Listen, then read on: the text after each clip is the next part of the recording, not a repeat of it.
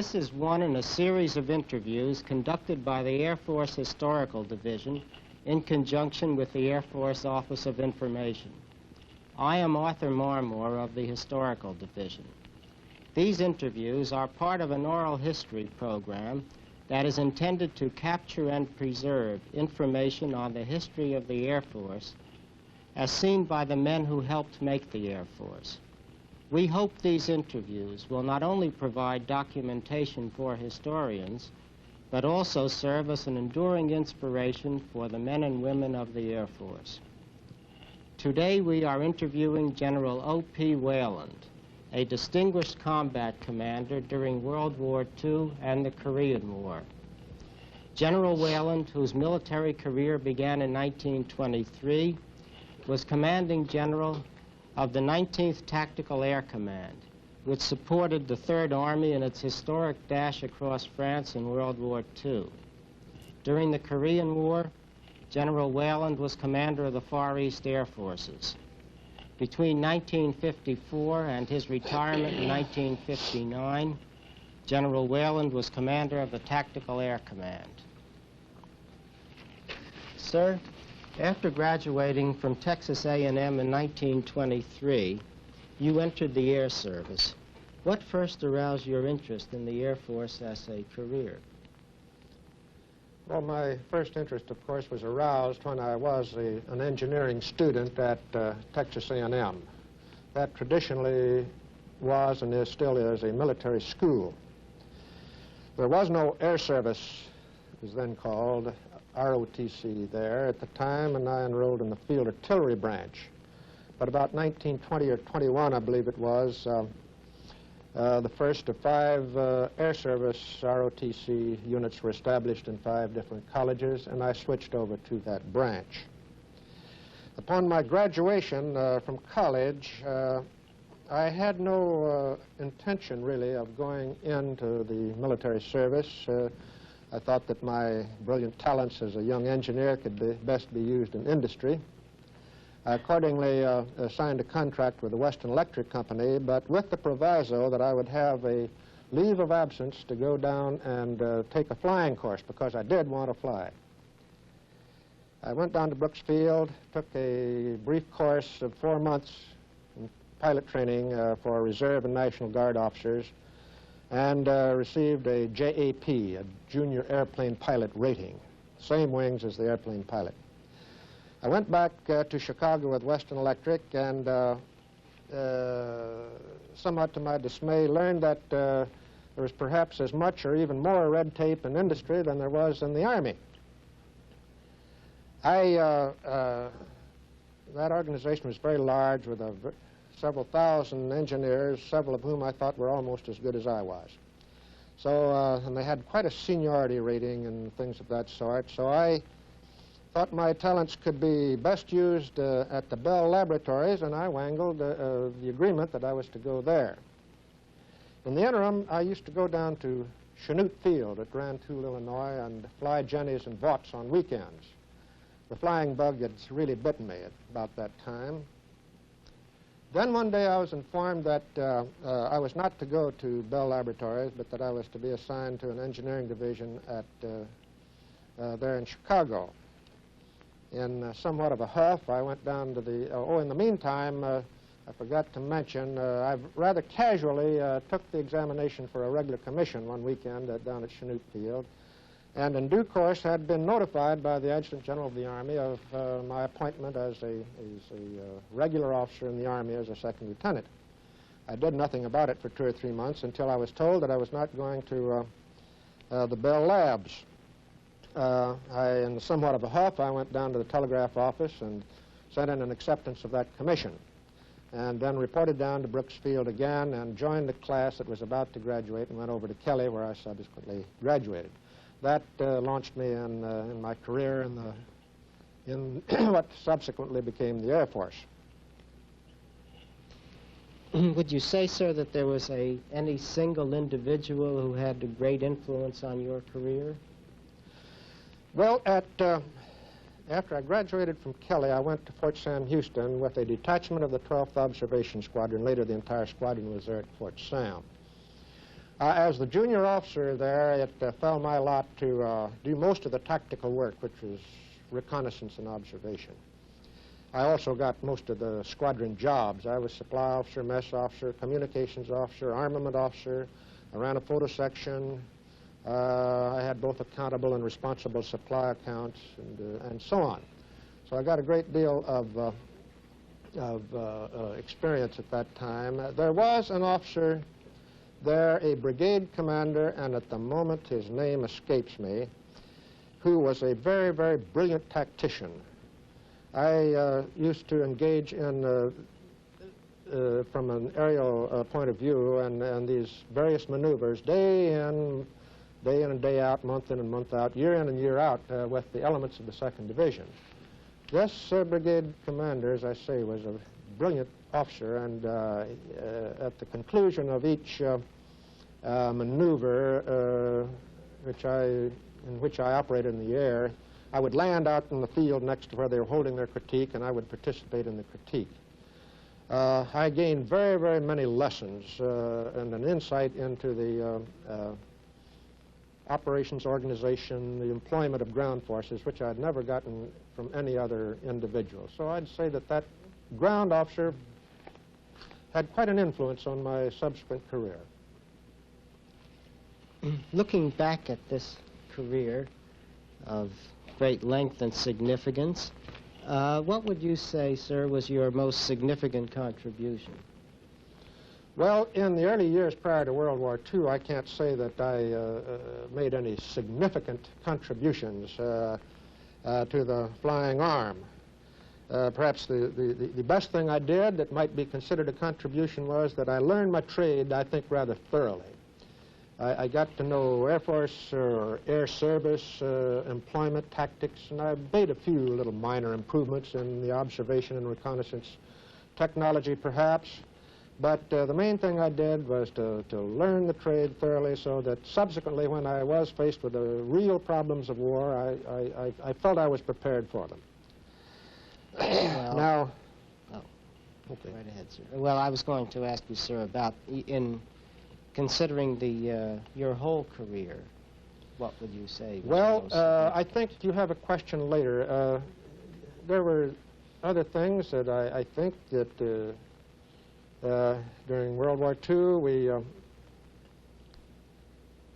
I think we made some contributions, and I won't say that I made them. The entire 19th Tactical Air Command and my very hard-working and brilliant staff and commanders were more responsible than I. But we did really advance the art, I do believe, particularly the flexible employment of tactical air in joint operations. I think we made some forward steps, if you choose to consider that as a contribution. And in the Korean War, in a similar way, we made further steps in adaptability of tactical air to the situation that existed at that time. Then another might be a very real contribution, I'd say, was in peacetime, and that had to do with the concept and the organization and employment of composite air strike forces and its associated 19th Tactical Air Force. I think we will probably discuss that a little more detail later. Looking back at your career, sir, what would you say were your most difficult decisions? Well, as a junior officer prior to World War II, I didn't have any difficult decisions. Yes, I commanded a fighter group, and there were some tough times, but from an historical standpoint, they're just the same as the problems that any other squadron or group commander has, and they're not of world-shattering significance. Everybody else has been through the same problems and decisions, I dare say, and they're not worth while recording. In combat, of course, you do have some difficult decisions. I dare say the most difficult that I had was the necessity of ordering combat units on difficult missions with a cold, clear certainty that very appreciable losses would be incurred. I was bolstered in those decisions by the conviction that it is better to accept X losses today and to achieve decisive results than to temporize, take an easier way, and accept 1/2 X losses today, then 1/2 X losses tomorrow, and perhaps 1/2 X losses the next day, and perhaps without achieving the decisive results that are necessary to get on. That always was a heart twister. Well, I think that's a fine answer. What was your most interesting and satisfying assignment, sir? Well, the most interesting and satisfying assignments, of course, is your test in battle. The first being when I wrangled a combat command to take to Europe, which was the 84th Fighter Wing, but I was quickly reassigned as commander of the 19th Tactical Air Command. And that, of course, was my first test in war. It worked. We thought we were pretty good. We won the war, so that obviously was, up to that period in my career, was the most satisfying experience. And in a similar way, my command experience during the Korean War was similarly exciting and satisfying. Now, I don't mean to imply that those are necessarily the most important. Many staff assignments perhaps could be construed as being more important, but those were certainly the most satisfying. In the late 1920s, General Weyland, you became an instructor in advanced flying at Kelly Field. What were your major problems as an instructor in those days, and how did you go about solving them? Flying instruction, ground school instruction in those days, I would say was handled on a casual basis, but it was not as regimented, I dare say, as it is today. We really had no particularly difficult problems. Problems, I dare say, were those of the antiquity of our aircraft in those days where we were flying World War I aircraft, DHs. They were not as good as we might have had, but that's what we had. There were no difficult problems, really. How would you describe your duties in the late, in the late 20s and early 30s when you became a commander of an observation squadron in Hawaii? Well, that was a satisfying experience, of course. A command is always satisfying. And when I made the decision to stay in the Air Force, I also made the decision to endeavor to stay in operations, in tactical work. So the command of an operational unit was the best thing that you could have in peacetime, and a squadron commander's job is perhaps the most satisfying. That's where you are in the most intimate relationship with your enlisted men and your officers, and you know everybody's problems and you are responsible for them. There was nothing particularly difficult about that. The squadron I had in Hawaii, the 4th Observation Squadron, we would call it reconnaissance today, carried on a daily basis operational work with the Hawaiian Infantry Division. We kept up that work. We also functioned as two-place fighters and attack aircraft. And I thoroughly enjoyed shooting and bombing, and we normally, my squadron normally won the trophies for gunnery and bombing over there, I'm glad to say, and we loved it. So, but there was nothing extremely difficult. We had slightly more advanced aircraft. At that time, I had a thing called the O-19, which was the first metal monocoque fuselage airplane we had in the Air Service or the Air Corps, whatever it happened to be at that time. During the late 30s, General Weyland, you attended the Air Corps Tactical School and then the Command and General Staff School. How valuable would you say this education was in preparing you for your later career? Oh, it was very, very valuable indeed. No question about it. The Air Corps Tactical School was a very forward-looking institution, and they were examining and teaching and studying concepts of air employment, which the remainder of the services, frankly, had not thought about. I had a fairly easy time at that school, really, because about 50% of the instruction was in ground arms and their organization and employment. And because of my intimate experience with the 2nd Infantry Division, day in and day out operations with them, I knew the ground forces forward and backwards, their organization, their tactics, their employment. So it was not a strange language to me, as it was to many Air Force officers. And on the air tactics and employment, I made a policy of answering on the examination questions, answering and giving the answers that the instructors wanted, and not the ones that I thought should be necessarily, but I gave them the answers they wanted. Consequently, I ranked fairly high in the class. Leavenworth was predominantly a school for ground officers, but again, I learned a little bit about the employment of higher units of the ground forces, and it was useful, I dare say, primarily because of our associations with officers of the other services of the ground forces, which became very valuable later when we were in combat. You can get along in combat with an officer even though there may be some differences of opinion. If he's a friend, you can lay the cards on the table and arrive at a quick decision. If you're strangers, it takes more time.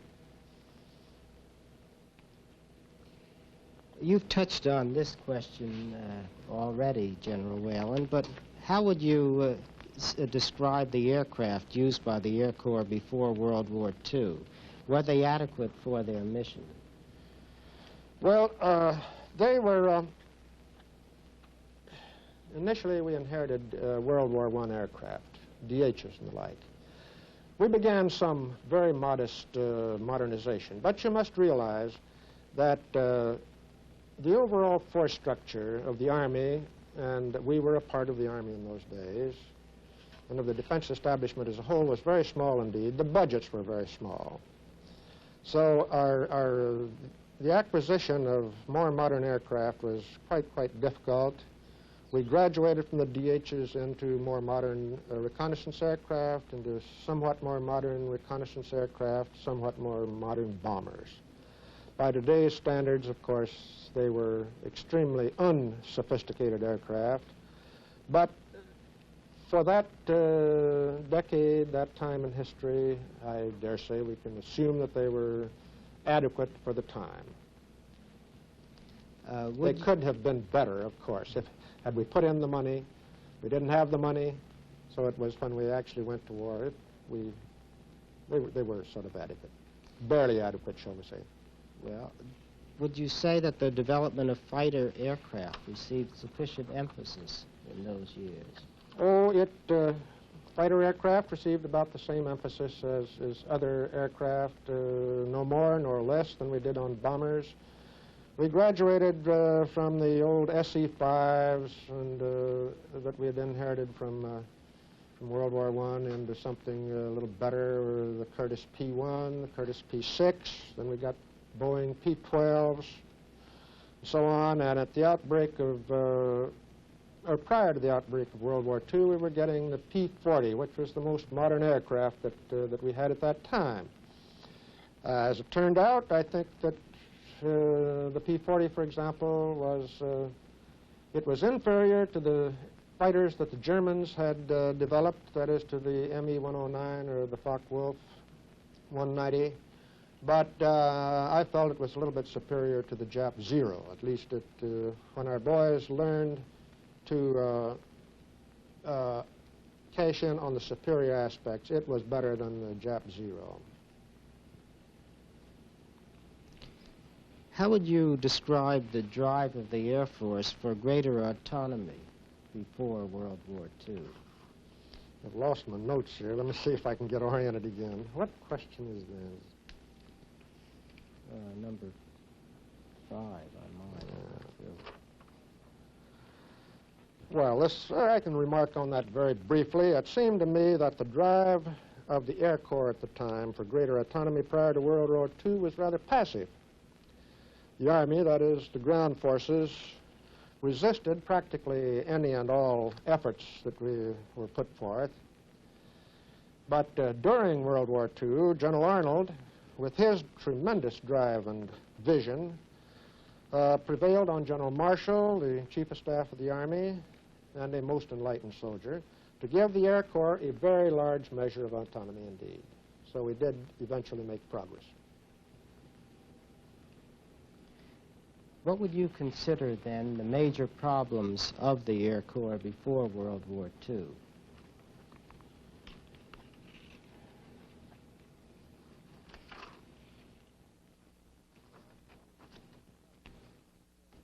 Well, the greatest problem, of course, before World War II was the anticipation of the part that we would inevitably have to play. The war was coming upon us very rapidly, and we were far from ready to engage in a major war. The result, of course, was that we had to go on very much of a crash basis once we were in the war.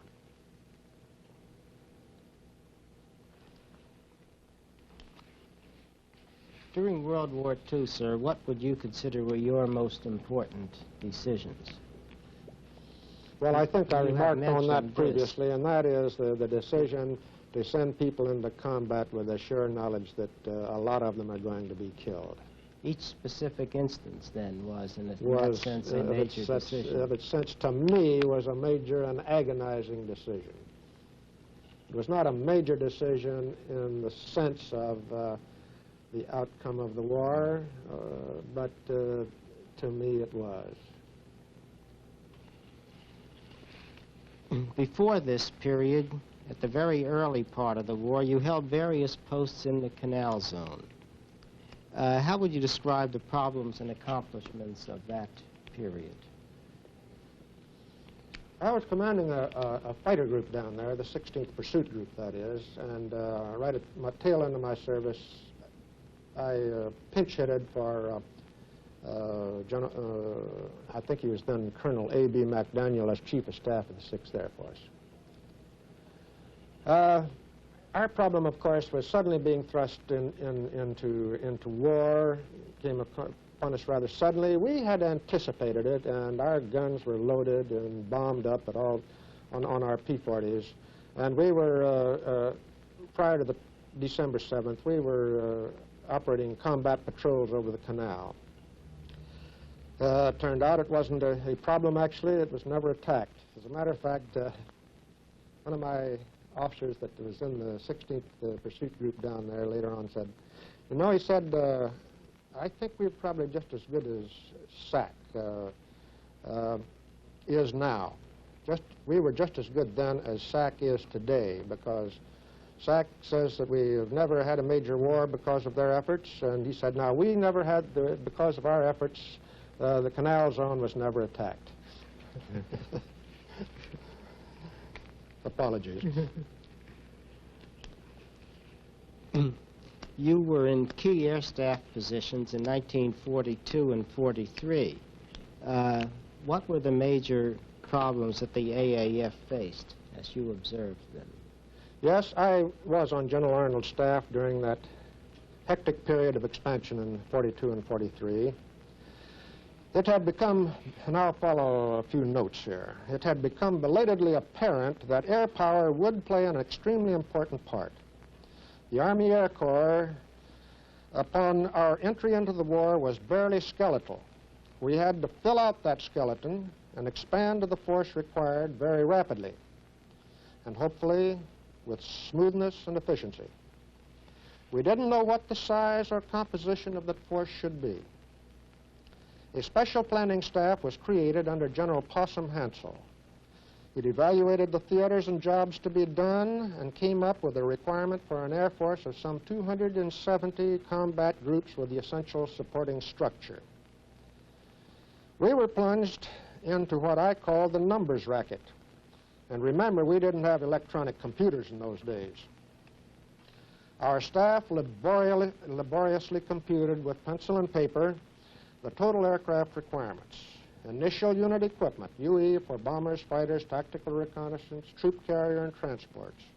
We computed the aircraft for primary and advanced pilot training, for navigation training, for the operational training units and the replacement training units for bombers and fighters. From this and the best estimates on aircraft production, we tentatively programmed the activation, training, and deployment of the tactical groups and their supporting service units. Then we computed as best we could training attrition on aircraft and the expected combat losses which would have to be replaced. This was all translated into a production requirement of aircraft of some 100,000 aircraft per year. Industry had to enlarge and expand tremendously to meet this demand. General Benny Myers was in charge of aircraft production and gave long-range forecasts of aircraft production by different types. Aircraft availability, then, was the governing factor in our expansion. We reprogrammed our force structure accordingly. Training and tactical airfields were acquired and put under construction and activated. Officers and airmen were inducted into the service. Specialized training was initiated and rapidly expanded for pilots, navigators, gunners, bombardiers, aircraft and engine mechanics, radio operators and mechanics, radar technicians, supply people, truck drivers, cooks, and bottle washers. The proper numbers of these various specialists would report, after varying degrees of individual training, to an operational training unit upon activation of a combat group. When the period of unit operational training was completed and the outfit judged combat ready, their new unit equipment aircraft was supposed to be ready to take overseas with the unit. Myriads of internal problems arose. Long-range aircraft production figures proved inaccurate, and we sometimes had to slip the activation of units. Experience proved we needed more navigators and bombers and troop carrier units. This upset our planning and training programs. Combat experience, I should say, proved the necessity for 2 bomber crews per airplane, per unit aircraft, rather than 1 to 1.5, which we had previously programmed. Another post-crash program was necessary to readjust. I had a hard time allocating sufficient tactical aircraft for training in the United States. General Arnold wanted to send them all overseas to combat. I wanted to retain some seed corn here in this country. Theater air commanders vied and brought all sorts of legitimate pressures to get additional and newer or additional aircraft and units which were not programmed. Sometimes General Arnold would accede to these demands. I was in trouble. That, taken as an entity, was, to my mind, the largest single problem confronting us in Washington in the 42-43 period. With many trials and tribulations, with General Arnold driving, the problem was solved, and the greatest Air Force the world has ever known was achieved. And when I took the field in Europe, the system worked very well indeed. There were some bugs, of course, but we had magnificent support from the air staff here in Washington.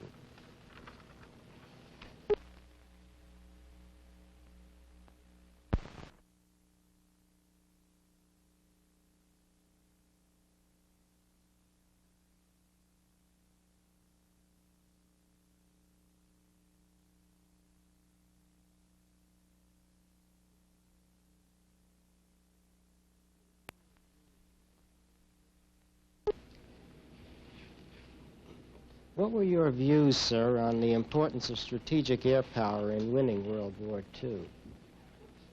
And related to this, on the importance of the tactical air mission? When we entered World War II, we were first faced with 2 very formidable adversaries. They were militarily strong, battle-seasoned, had very professional military leadership, and were backed by an excellent sustaining industry. My experience, of course, was primarily with the Germans. In my opinion, preliminary application of strategic air power against the industrial and communications complex of that nation was mandatory. Of key importance was the reduction of the German Air Force prior to an invasion of the continent. The 8th Air Force and the 15th Air Force repeatedly hit aircraft factories, supporting industries such as ball bearing production and oil refineries. The essential degree of air superiority was gradually achieved, largely due to this strategic effort, and a large-scale invasion of the continent could be planned with assurance of success. It is interesting, however, that as we fought our way through France, Belgium, and Luxembourg into Germany, I found the German Air Force still had thousands of serviceable combat aircraft. I had a headquarters at the end of the war near Schweinfurt. I inspected the ball-bearing facilities there, and the German managers showed me underground and dispersed plants and told me that they had met all required production of ball bearings. Apparently that was not a key target, as it turned out.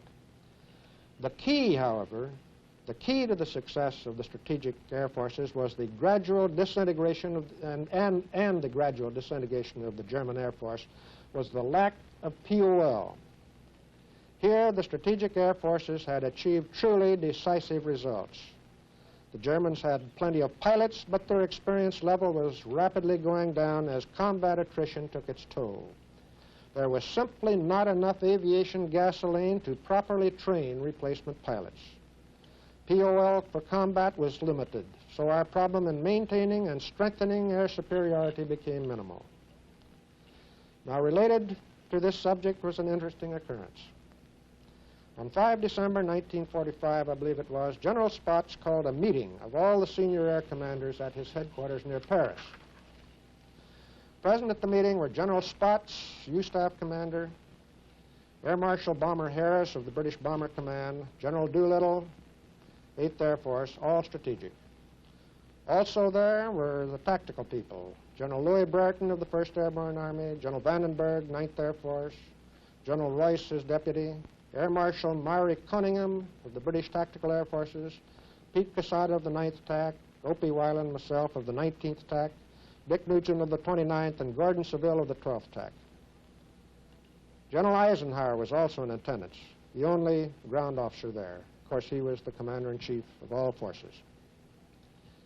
The meeting led off by the strategic air members expressing concern that they had about concluded their strategic bombing efforts and that their efforts were not apparently hastening the end of the war, their efforts at that time.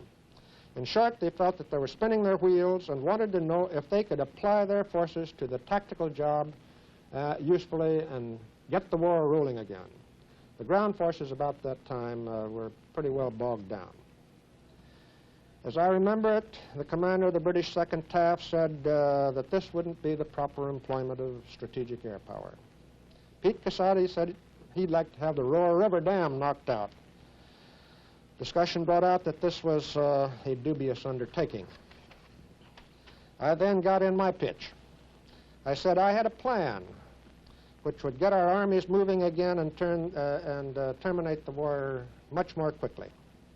I further said that I was associated with an army which would really fight, and that I had General George Patton's authority to commit his army. I did. I outlined the plan. First, 3rd Army, given the ammunition and the go-ahead and priority on supplies, would advance to the Siegfried Line in not less than 2 weeks. Second, on D-Day, which I estimated to be about December 22nd, all bomber forces would hit individual targets along the Siegfried Line in front of the 3rd Army.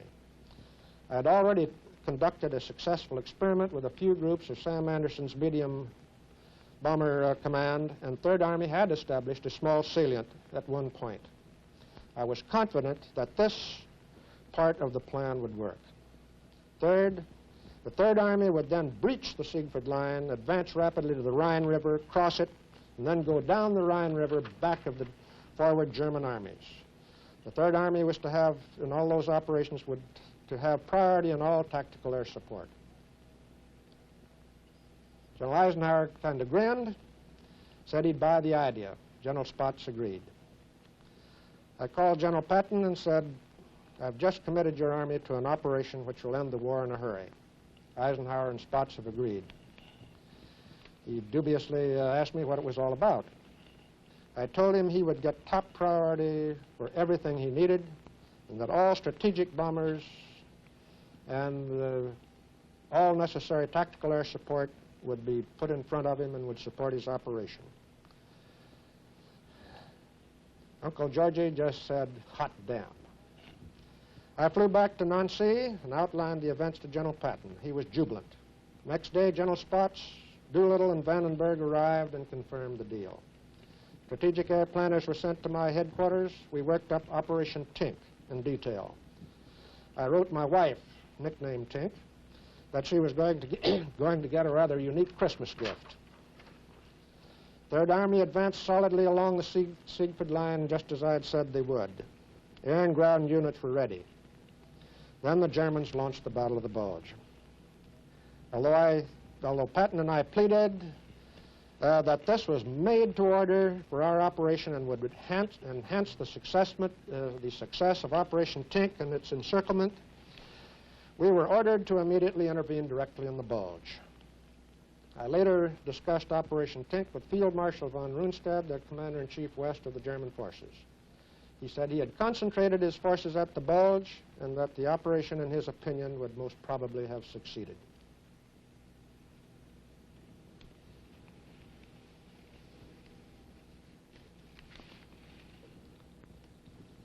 Now, a question about tactical, I believe, huh? Related to this was the importance of the tactical air missions, sir. Yes. Well, And I think you've covered a very interesting not story. entirely. No, I've got some. Would you care to add something Now, on this point? now as to the importance of tactical air power in World War II. Prior to World War II, practically all military aircraft operations were of a tactical nature. Further, they were considered to be and were primarily of an ancillary or supporting nature for the ground forces. During World War II, evolution of tactical aircraft tactics and techniques was so dramatic as to make them an indispensable and co-equal partner with the surface forces in joint operations. The attainment and maintenance of air superiority was essential to the freedom of movement and success of surface forces in their operations. Interdiction of enemy surface combat forces inflicted heavy casualties and prevented the movement of such forces into the battle area. Interdiction of supplies and ammunition denied the enemy surface forces of the means of sustaining their fighting power. Close air support of ground forces assisted them in attaining their objectives speedily and with the fewest possible casualties. This type of operation was highly popular with the ground forces as they could see the friendly aircraft and personally observe the results.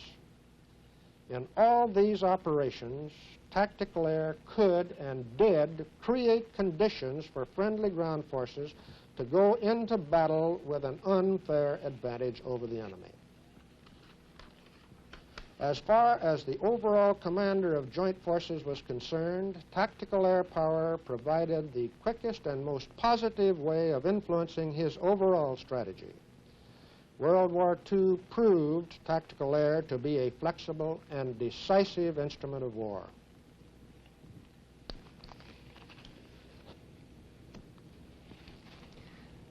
On a personal basis, sir, what do you consider your most interesting experience during World War II? Well, there was never a dull moment for me in Europe during World War II. The invasion of the continent, Operation Overlord, was the most interesting experience, not experiment. It was a complex, massive, meticulously planned operation. Tactical fighters covered and successfully protected the invasion fleet from German air attack. We softened beach defenses. We prevented the movement of German reserve forces to the invasion area. We provided direct, close support to the ground forces as they got a foothold on French soil. That was a very interesting experience. Now, a rather unique experience took place in September of 1945. Third Army was spread out some 400 to 500 miles, with one corps attacking Brest out in the west of France. Two other corps were advancing rapidly to the east, somewhere around Paris or in that vicinity. The southern flank of the Third Army was wide open. To the south was a considerable German force, ground force that is. 19th attack kept them under surveillance. They attempted to drive north against Patton's south flank. Repeatedly, 19th attack fighter bombers frustrated their efforts. When the U.S. 7th Army started driving north from their invasion in the south, General Elster, the German commander, foresaw the danger of being cut off in France and attempted to move back to Germany. 19th attack fighter bombers methodically cut all rail lines and highway bridges. Apparently, night movement on foot and with horse-drawn vehicles became too costly because of the French Maquis and the FFI. They therefore attempted a desperate daylight withdrawal by road, on foot, by truck, by horse-drawn vehicle. Our tactical reconnaissance picked up these movements. I dispatched fighter bomber groups to the scene, and they mercilessly strafed and bombed the German columns. General Elster sent a message on 11 September saying that he would surrender his force if we would lay off our air attacks and assure him safe passage of his troops. On 16 September, Major General Bob Macon of the 83rd Infantry Division and I accepted the surrender of General Elster and his staff on the Bugency Bridge over the Loire River. The 83rd Division, which had never been in contact with the Germans at all, proceeded some 20,000 German POWs of Elster's force. This was a new and interesting chapter in the annals of air power. There were similar minor incidents where small pockets of German forces, when they were bombed and strafed by fighter bombers, would take off their undershirts, white undershirts, and wave them. We'd radio to the nearest ground forces, and they'd come and take them in. But that was the biggest bag that we had, those 20,000 ground troops.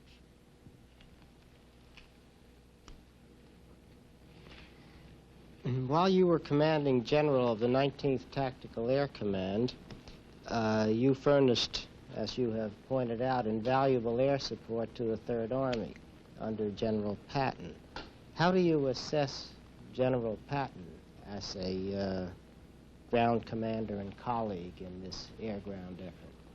Well, I could wax pretty eloquent on that, of course. General Patton, George S. Patton, was the finest field army commander I have ever known. And I have operated intimately with several. He was admittedly colorful, but for a purpose. He was a driver. Being an old cavalryman, his standard order was to attack. Even when we outran his logistics, he would not admit to being on the defensive. Though his language was purposely a bit colorful, he was a deeply religious man. He was emotional. His forces suffered heavy casualties. He would cry like a baby. But he would then order them on in order to get the job done and accept more casualties if he considered it necessary. He was the finest teammate a tactical air commander could have. In England, he visited all of my air groups. I also visited all of his ground forces. But we were fighting. We were actually in war. He visited my air groups, which were on daily combat operations, and he achieved a new respect for air operations and the military precision involved. Now, there in England, we achieved a rather basic understanding. It was a personal understanding. Expressed very simply, it was that he would run the ground forces and I would run the air forces, and that we would lay all of our cards on the table. But there was no question about who would run the air. He respected that agreement throughout, and in fact became very enthusiastic about it later. We went operational as an air-ground team on 1 August 1945 on the continent. 19th attack pretty much cleared the way for his advance, and he was amazed when his field troops, advanced units, told him that their worst impediment was the German transport and artillery, which littered the roads, and that fighter bombers had destroyed them. They had to be tank dozed off the roads and into the ditches. Patton became jubilant. Respect ripened up into utter confidence. He didn't think there was anything that the 19th attack couldn't do. Largely because of his pervading leadership, relations between the 3rd Army and the 19th attack were characterized by complete confidence in the other's abilities and a pervading spirit of loyalty and comradeship which extended clear down to the lowest units.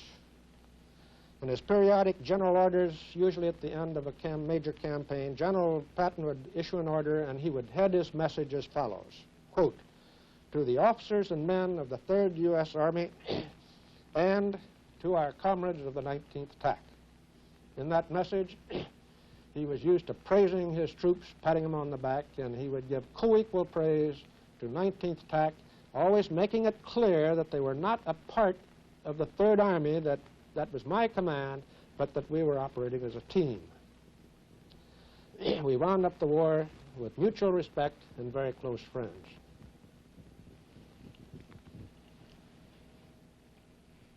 Do you consider the decision to defeat Germany first a correct one?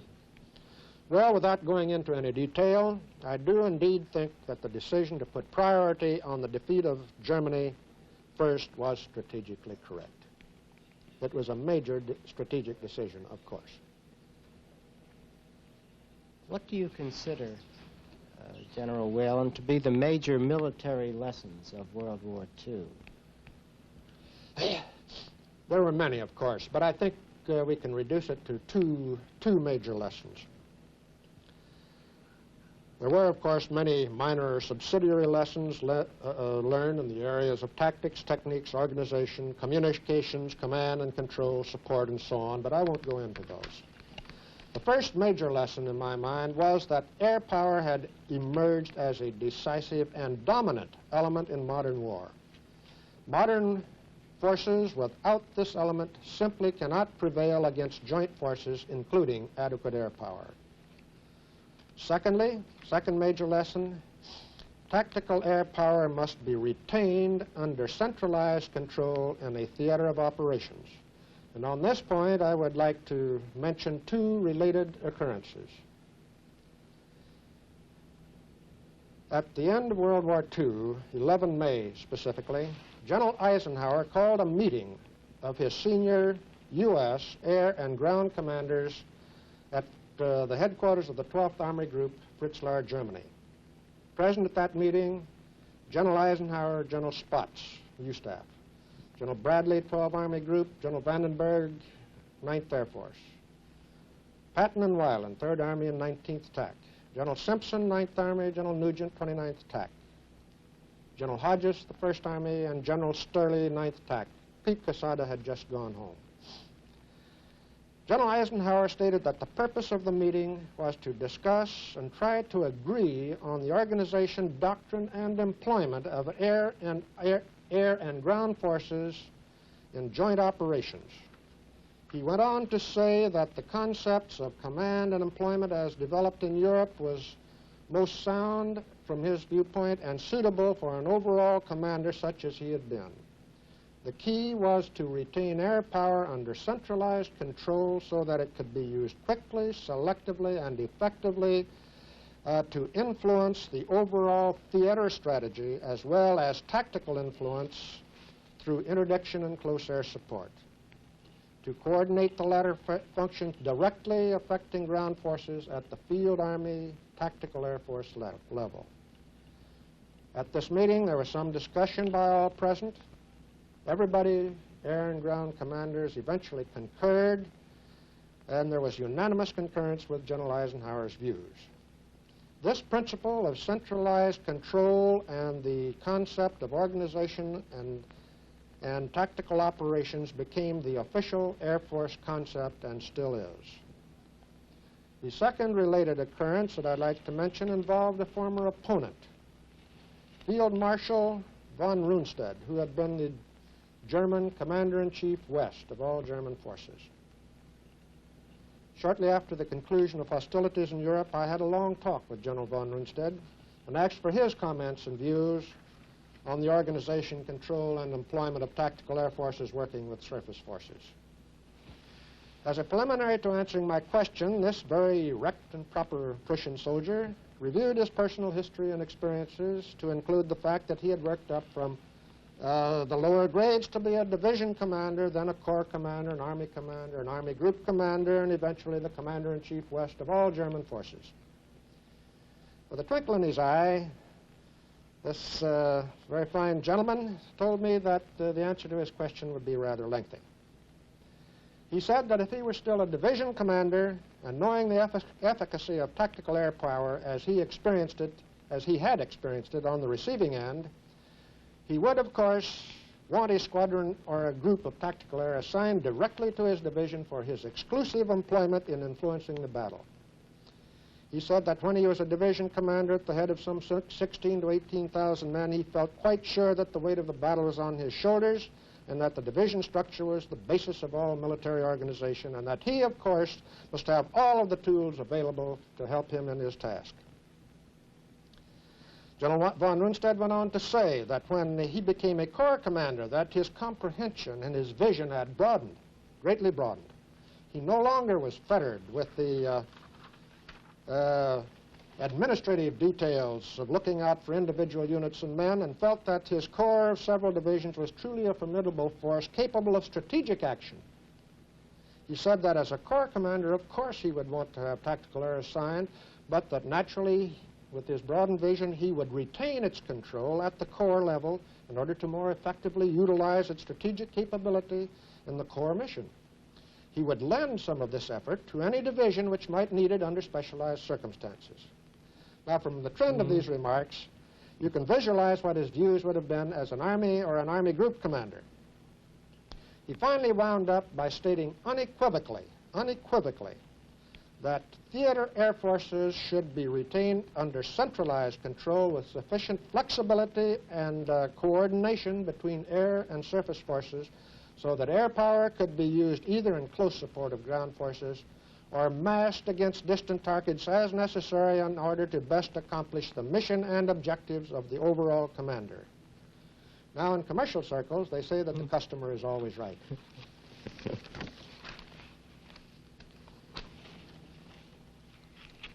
After World War II, sir, you became, in 1946 and 47, the Air Staff Director of Plans and Operations.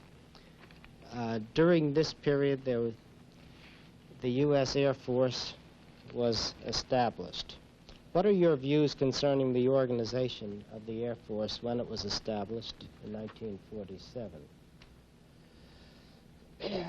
And also, of course, the Department of Defense. Well, let's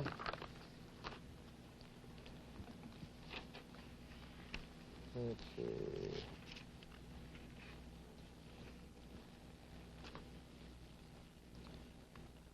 Our biggest problem, of course, at that time came about through the Unification Act of 1947, creating the United States Air Force as an autonomous force co-equal with the Army and the Navy.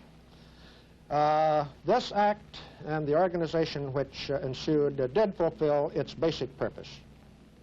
Our strength at the time was small, with essentially occupational tactical air forces in Germany and Japan, and all combat forces in the continental United States in a single command.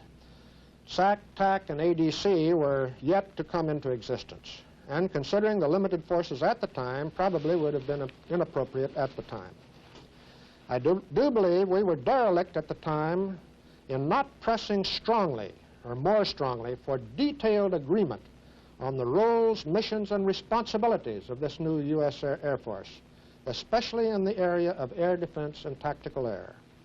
I believe that General Eisenhower, who was then Chief of Staff of the Army, and the Army staff would have gone along with the doctrine, employment, command and control, and so on, as we had developed it in Europe, in World War II in Europe and in the Far East. Now, had we gotten these details pinned down, and I think they would have been accepted, we would have obviated much of the inter-service rivalry and bickering which subsequently developed and which is intensified later.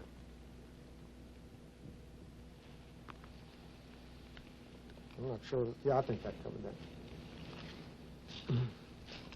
Before the Korean War, July 1950, you were a key official at the Command and General Staff School and then at the National War College. What are your views on the adequacy of military education at the highest level?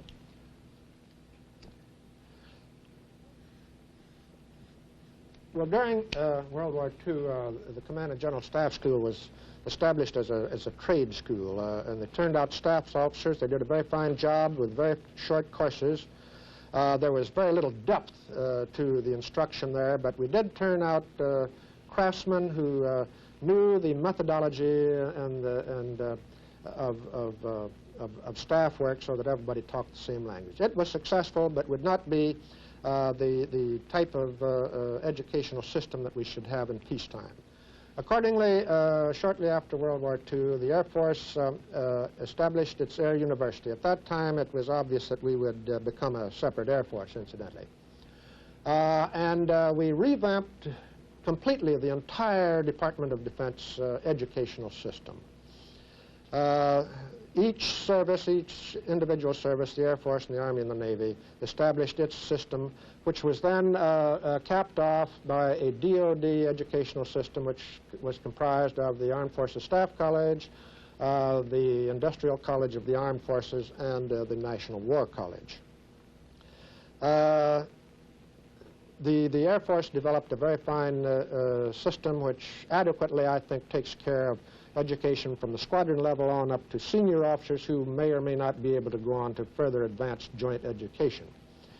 Our first really joint education, of course, takes place at Norfolk at the Armed Forces Staff College, and I think that has developed in a very splendid organization. Here we get experienced officers of all services with a sprinkling of civil servants together, and their experiences are pooled, and a great deal of progress is made. Again, one of the advantages being that officers of different services rub elbows and get to understand, know each other on a personal basis, and become better acquainted and understand the capabilities as well as the limitations of the other services, what their problems are, and so on. One of our finest things, I'm sure, is the Industrial College and the National War College.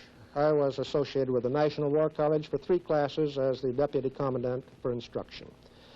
At that school, as you know, we have officers on pretty much an equal basis, equal numbers from the 3 services, Army, Navy, and Air Force. And we also have a very liberal number of State Department or Foreign Service officers, plus some key personnel from other governmental agencies, occasionally one from Treasury, one from the Bureau of the Budget, which is a very good idea. And they, again, also get together.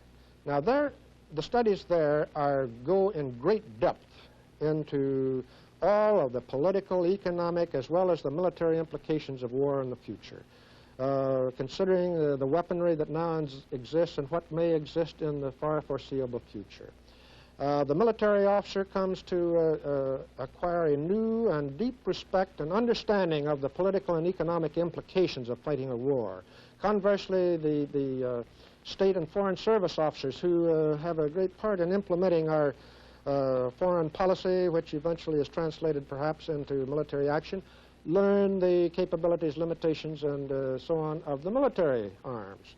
So that is the greatest thing, I think, that this country has ever done in an educational way.